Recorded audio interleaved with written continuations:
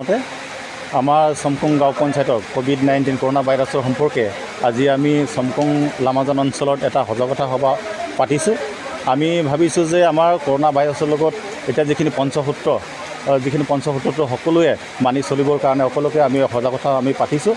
আৰু ইয়াত যিখিনি মানুহবোৰ আহিছে, যেনেধৰণৰ আমাৰ এই অঞ্চলৰ জাতীয় দল সংগঠন, আশা কৰ্মী, ICDS কৰ্মী আৰু গাঁওবুঢ়া সকলোৱে ইয়াত আহি উপস্থিত হৈছে।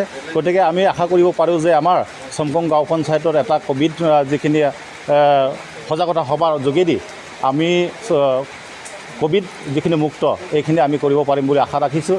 আজি আমি প্ৰত্যেকজন ব্যক্তিসকলক লৈ আমি আলোচনা কৰিছোঁ আৰু প্ৰশাসনৰ যিখিনি আমাৰ নিৰ্দেশ এইখিনি মানি চলিম আৰু যিখিনি সমাজ ব্যৱস্থাৰ ওপৰত যিখিনি সজাগ হ'ব বুলি আমি ব্যৱস্থা আমি গ্ৰহণ কৰিছোঁ। আমি আশা কৰিব পাৰোঁ যে আমি চমকং গাঁও পঞ্চায়তৰ অন্তৰ্গত যিমানখিনি গাঁও আছে, যিখিনি বজাৰ বা যিখিনি এৰিয়াত আমি সজাগতা আনিছোঁ, তাৰ কাৰণে সকলোকে আপোনালোকৰ যিখিনি সহযোগ কৰিছে তাৰ কাৰণে ধন্যবাদ জ্ঞাপন কৰিছোঁ।